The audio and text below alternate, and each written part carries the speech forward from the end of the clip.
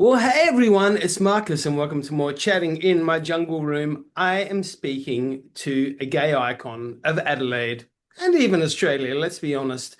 If Mm. you have been to a club and you haven't heard this lady's name, you haven't been to a club because please, everybody, welcome DJ Josh. Hey, how are you? I'm brilliant. Thank you so much for having me on the today. My God, my absolute pleasure. You, like I said, I have seen you play, been in venues, been in clubs, since I've been kicking it. Mhm. What an absolute joy it is to be on the dance floor when you're behind the decks. That's all I'm gonna say. Thank you. Thank you. I appreciate that.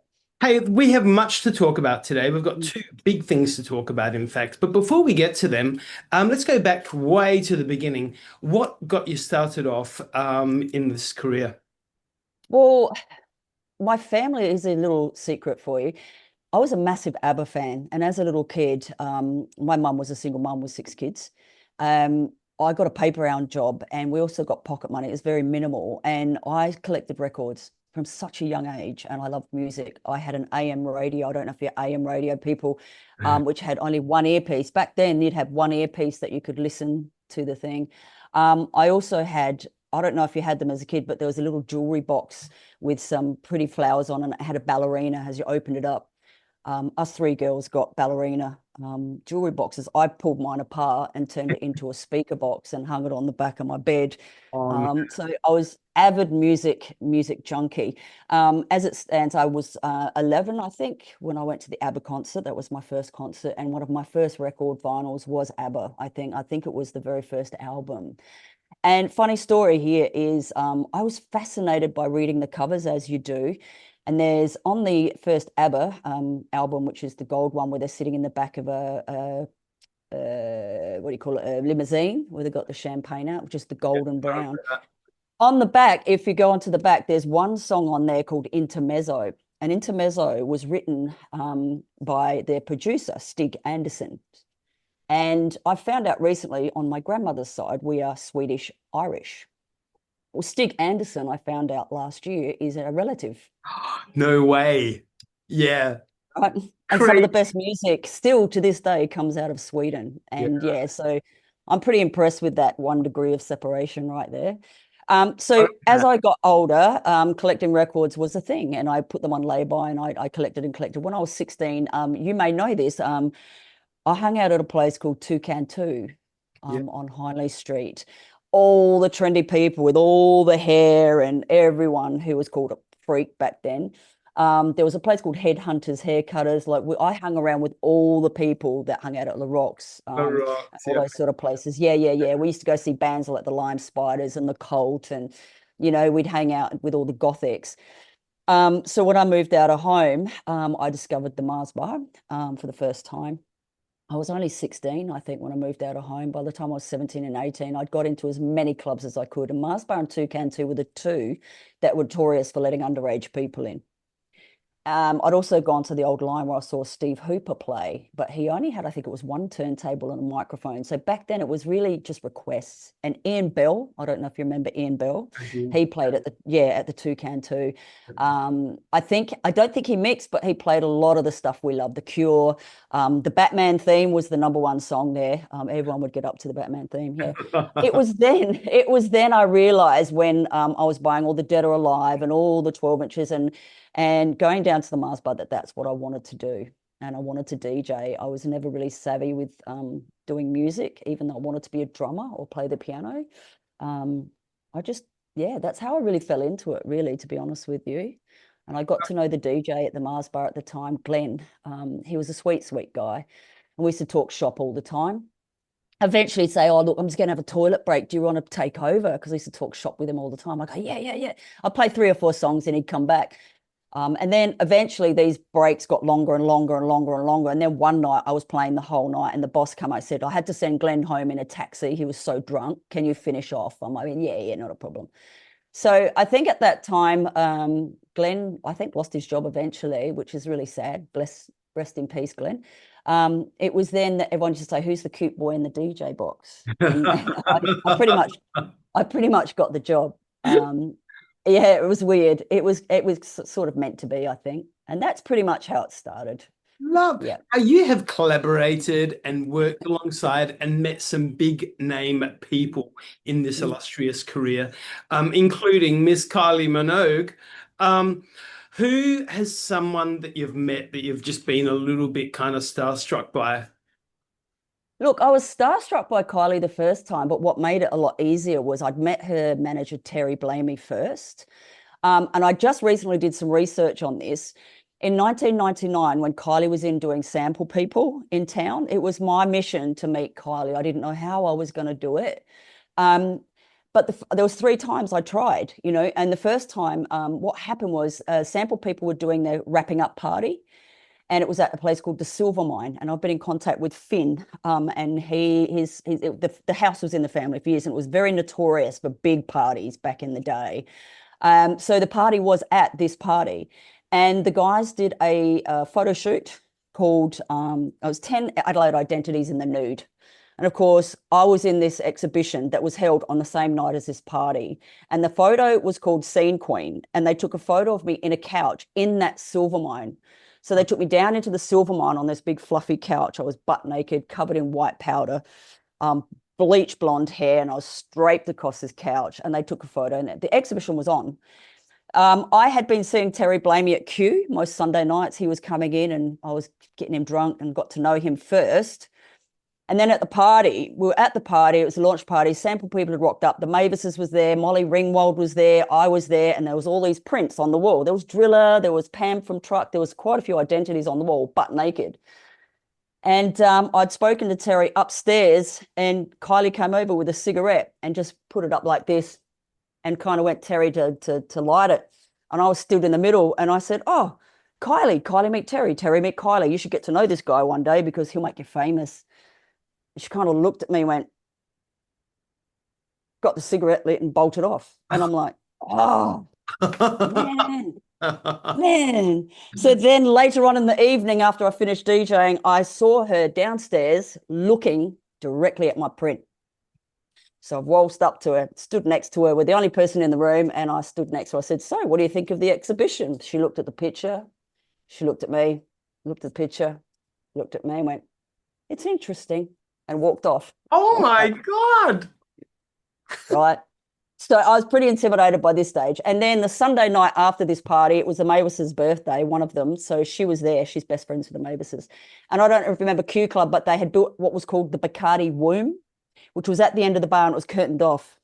I watched her and Jason Ravisi from Synagogue go into the office.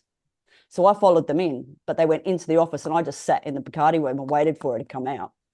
And then when she came out, she was a bit buzzy. She jumped on a couch in front of me, and I just sat there across from her as she bounced on a couch. Just me and her in this one room. And I thought, I got no mobile phone. I'm not going to talk to her this time. I'm not going to embarrass myself. I'm just going to sit and watch. It was like a private dance. It was insane. You wouldn't believe it would happen. And then after that, I'd given up trying to, meet her again. I thought, no, that's it. That's my contact with Kylie Minogue. But then Sony rang me that year and asked for the best DJ in Adelaide to play at her Impossible Princess CD launch. And if you've seen the photos of me and Kylie and that, she's all over it. She's all over me. I'm red as a beetroot, and she's fully professional. And, it was quite intimidating, but we had a great chat. She signed my 12 inches. It was fantastic. I think that was the most starstruck one, and Pet Shop Boys, of course. Oh, wow. And the next one was Grace Jones. Again, I don't know how we did it, but I did a remix of one of her tracks back about 10 years ago. Tim and I got commissioned it, and it's called Love Bites. We got the soundtrack, had to be sent back to England and back again because it was an old DAT tape from the 80s. And just listening to Grace Jones, like I was sitting in the studio going, oh my God, we're listening to Grace freaking Jones, right?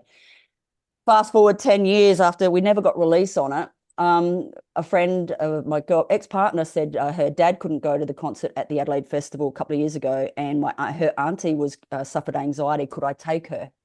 I said yes. Little did I know that she was friends with Grace's bassist for years, and she was also friends with Grace's best friend Sarah, who was in the Superman movie. So this woman had contacts.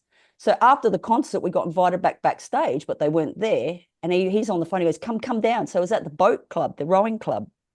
So they had the concert at Adelaide Festival on the Torrens, and he had us walk into the boat club. And I'm going, we're going to the rowing club. What are we going for there? So we roll in, and there's Grace's son, Grace's whole entourage, all the band, everything. So I've got the CD in my pocket, and I'm speaking to Grace's son. I said, I don't know if you remember or not, but you commissioned us to do this track. I've got a copy. Could you give this to Grace? I'd love to maybe remix it again. So he took the CD. And next minute, I could hear Grace's voice, and I could, oh, my shoes, I haven't got my shoes. So the security guard carried her up the stairs to the top of the rowing club. She waltzes in and comes in and walks straight over to me and puts her hand over me and goes, how do you girls know this guy? And Helen goes, oh, I'm friends with your Sarah. She goes, my Sarah? And I'm standing there like just going, wow. and we're there, and I'm like, I can't believe this is happening. Again, I didn't get my camera. I says, look, do you mind if we can have a photo? And she goes, I just go and get a massage. I'll come out later. And so it stood is my friend who was with me. She had to leave because her car was in the car park that closed at midnight. So we had to leave. But honestly, Grace Jones, I was peeking out. And there was times where, I've just felt, I'm not worthy. Look, it's But, hopefully premature because your career is still like buzzing like crazy nuts. But you need to promise one of these days when you sit down and you've got some quiet time, you need to start writing an autobiography on your incredible life because there's so many stories there that I mean, like I said, you're an Adelaide icon. Come on. Thank you. It You. needs to happen. I have started jotting down. Like I said, I've just been doing a bit of time framing. Yep. Because I don't know about you, but over the years, I've forgotten where things fit. And I had to try and figure out, ChatGPT's been great. I've been speaking to him a lot. If it's a him, it's a they, it's a them. Trying to get pinpointing the time frames. Yep. So I can get it all right. But that's my next goal, is to write a book about my life. I love it. Now, hey, look, I'm just going to throw a curveball kind of at you right now because I love throwing a good curveball. But let's say you need to rush out the house in a real hurry. You can only take one of these items that I'm going to mention to you with you. Is it the Madonna sex book or is it the Kylie coffee table book that you take with you? Which one? Which one's your pride and joy? Shit. I know. I reckon this. I know, right? That's really putting me. I reckon the sex book, because that's pretty much irreplaceable. Those things were a dime a dozen. They're very limited. So, but the sex book could it could survive a fire because it's metal.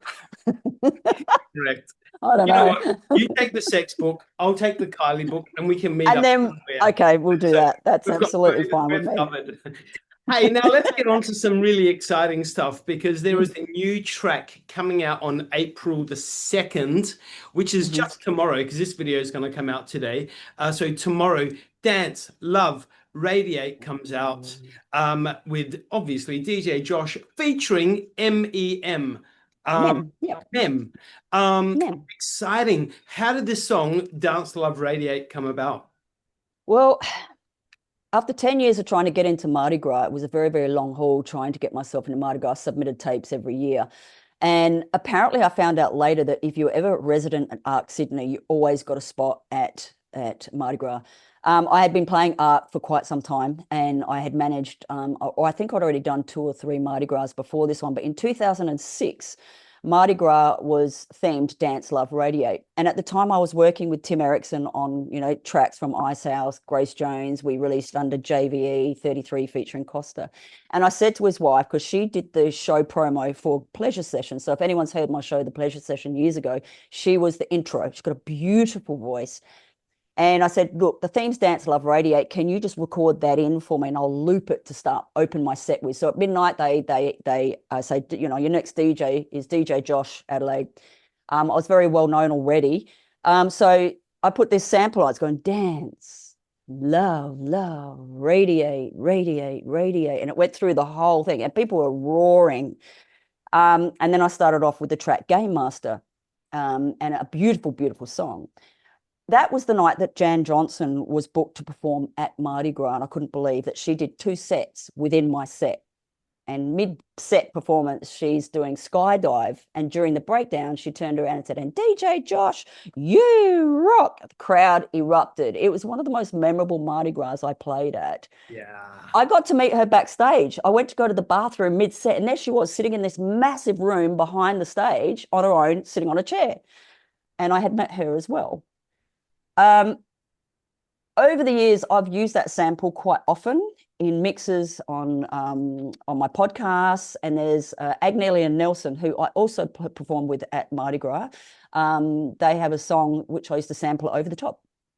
So it's very well known already. And I always thought to myself, I want to make it into a song eventually when I start producing on my own. So fast forward to now. Mostly women have been the ones that have helped me with my production and getting my foot in the door. So over the years, I've worked with Jan Johnson. We've become very, very good friends. We speak often. I have 3 releases with her already up on my Spotify, iTunes, and all leading music platforms. Mem was a co-host on Pleasure Session. She was the voice of Dance Love Radiate and the voice of the show intro. So it's kind of, again, gone full circle. My life has been a bundle of universal, amazing, like incredible moments. And I feel like that song has just brought everything together while I'm writing things down to write my book. Here's Dance Love Radiate into its own song, which has kind of got the energy. I'm really missing, and I hate to say it, I'm really missing People on Ecstasy, because when I first left the Mars Bar at 1995 up until 2003, a lot of the straight scene, there was no homophobia. As you'd know, in the Dome in Melbourne, all the Also Foundation parties, Mardi Gras, there was straight, gays, blacks, white, everyone was, it was like a thing, right? And everyone would unite on the dance floor. And no one's making music like that anymore either. You can listen to music, it's not really taking you on a journey anymore. So Dance Love Radio is a song that hopefully encapsulates that feeling of that dance floor and that dance floor moment, but also opening people's minds again to unite and feel good again. So it's a really important song for me. Yeah, it's really close to my heart, actually. Well, I And I'm cannot trying to, wait yeah. to hear it tomorrow. Cannot even wait. And I mean, this is the perfect segue, because for those of you that want to dance to this song, I can guarantee, well, I can't guarantee because I don't actually know, but I'm assuming it's going to be played at DJ JoSH the Golden Years 10th anniversary at the Arkaba Top Room, Saturday, 4th of July. Is there a chance it could be played? Yeah, Uh-huh. yeah. I love There's some more exciting news, though. I'll give you the scoop if you want. Do you Please. want the scoop? Do you want Yeah, the scoop? give it all. Okay. Dance Love Radio. I'm going to my next gig will be at the Dancing Room, which is I think the last one of 3, I think, before the end of the year at Henley Beach. So I'm there on April 7th. So if you want to come down, I'm going to be playing the 12-inch remix of Dance Love Radiate for you. So hopefully you can come down and have a dance right in front of the sea and Dance Love Radiate with us. Yes. Yeah. And the big scoop is for Golden Years, I'm allowed to play this particular remix I've finished, but I don't have rights to release it yet. As a child, my mum, as again, six kids, single mum, I've watched her bring up 6 kids on her own. And the soundtrack to my mum's life, and she thrashed this song back in the 70s, was Helen Reddy's I Am Woman, Hear Me Roar. And I've always, in my dreams, again, I've put it out there and said, I want to remix that song one day. So I got hold of Becky Blake from Chunky Custard and I said, look, I've got this little project. I don't know if it'll go anywhere, but do you want to sing the vocal for me? She agreed. She loved it. So we went into the studio and within 3 weeks, we had a cut of I Am Woman ready to go. And it sounds amazing. I've played it at a couple of parties and if anyone's playing out where Hans is DJing, Jackie J is DJing or BJ is DJing or even Vonnie, they now own a copy that they can play. So I don't have mechanical license for it yet, but we are going to drop that at the Golden Years as well. And it sounds amazing. So please, everyone, put the feelers out to the music gods that the licensing people for I Am Woman get in contact with us and allow us to release that this year. Fingers crossed. I've got to ask, do you ever sleep? Because you are one busy person. So much Look, going my wife, God bless her, she owns a practice, physio practice in on. North Adelaide. Yep. I've been working for her now since COVID. And thankfully, I'm only doing a 20-hour week, but I'm paid to stay at home and be housewifey. So I'm a very, very good housewifey. I get all my work done, clean the clinic towels, clean the house, look after the child, do the food, do the groceries while she works her little ass off. So I'm able to juggle. And do you know where I mostly do my studio work? So Sitting at the laundromat at Hallett Cove, cleaning the clinic towels for 2 hours. And I put my headphones on and I jam and I sit there and jam with my music. And my God. that's how I do it. I actually juggle my time. And honestly, I never thought I'd be doing production on my own. But now with and guys out there, if you think I've done this with AI, you're fooling yourself. They have made it easier for music production these days, but I don't use AI. That's just a big no-no for me. And it's one of my biggest dreams. And I'm actually living my dream right now of being able to sit in my studio and create music that I want to play, finally. And it is hard work and it's time consuming, but I make it work. And I juggle a job, housekeeping, and this because all three I love. I love all three and I juggle them, and I wouldn't want to do one particular one full time. And I think I'm so proud of myself because I feel like I'm peaking at 60. Like, I don't know. I feel sometimes people think maybe it's too late, but it's not. It's the perfect time, Exactly. right? And I want to say, I am woman, hear me roar. Age is a number. You can do anything at Oh, yeah. any age, even if it's just 10 people listening to my song. And I know it's more than that. I'm proud of myself for making it this far, as a woman in this industry. It's been hard, but I'm so proud of myself. And I'm living a dream. I You know, really am. I'm living the dream. I know many people know that you're a brilliant DJ, Mm. brilliant. But Thank you. everybody also knows that you're a wonderful human being and you've always got time for everybody. You'll step in for any cause, any charity, and you'll help out people left, right, and center. You Mm. are an amazing, amazing human. Thank And you so much. can you please just keep on doing that forever? Mm. Never stop. Mm. No, I think music is one of those things, and I said this at the Amplify Music Festival. It's for disability. A lot of people didn't think it was for disability, but it's inclusive and disability. Those kids, the Down syndrome kids and the kids who just nothing matters to them, and the music and the smiles on their faces, and it's that innocence of being able to speak a language with them. And it's an honor to do these things, it's a pleasure to do these things because, again, music is the only universal language we speak, and it Mm, speaks from the heart. And when you do a gig like that, it takes you back to why you do what you do. Music changes people. It's a medicine for the soul. yeah. And it always brings us back, to standing in a room, looking at someone across the way and going, oh my God, I'm relating to this, heart to heart, soul to soul.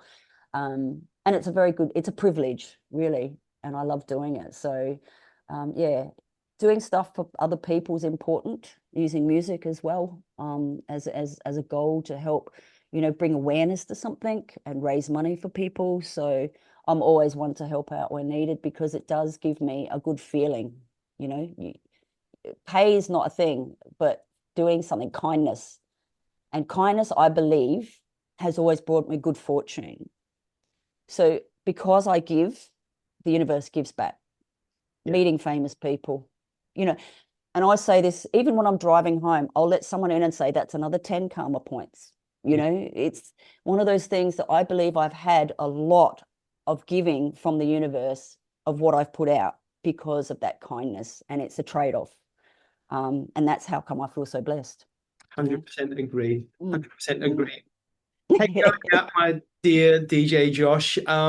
We go out for a crazy big night out. We end up drunk at La Sing. What is your go-to? It's 1 o'clock in the morning. What's your Yeah. go-to karaoke song? Oh my God. No, I don't do karaoke. Let's pretend. Okay. Wicked Game. Cool. Let's go with It's a that. great song. It's a It's beautiful a love song. wonderful song. I'd love to be able to perform any heart song. Those ladies. Oh my God. Alone, never. All I want to do is make love Right, to you. The list goes right. on and on. The list goes on, you I'm with know, you. you know DJ what? JoSH, everybody. As a singer, I make a great DJ. You are wonderful. I've really enjoyed our chat today. Thank Everybody, you so much. with everything that's going on in DJ's roster at the moment, I'm going to put all the links for that in this Thank post. you. And Thank you. DJ JoSH, I will definitely see you at the Arkaba though on the 4th of July. In the meantime, I cannot wait until April the 2nd to hear Dance Love Radiate Radio. with DJ JoSH, obviously featuring Mem. Man, thank you so much, sweetheart. Thank Thank you for you, the my help darling. always. And you know, there's not a lot of people that will help you in this industry, but I can honestly say it's the gays and the girls that are first to put up their hand and help out. Have always been that for me. And thank you so much for always being there for me in this position that you're in, because there's not a lot of good reporting on music anymore. There's no one doing reviews on music anymore. It's really hard to get your music out there. And guys, if you're out there and you do listen to the songs, please listen to them, playlist them regularly, because if you don't, we have to pay money to go further up. It's like Facebook. It doesn't work on algorithms alone. We can't afford to put $300, $400, $500 or $1,000 on one song in order for it to compete with others. So please, if you can play our songs regularly, get on it, and yeah, playlist us. That'd be wonderful if we could get heard. And thank you for the support in getting our music heard, even if it's stuff like this. You heard DJ JoSH, everybody. Get onto it and support arts and entertainment, especially the South Australian arts and entertainment. Yeah, we do need it. I'll see you at the shows, honey. Love you. Big love.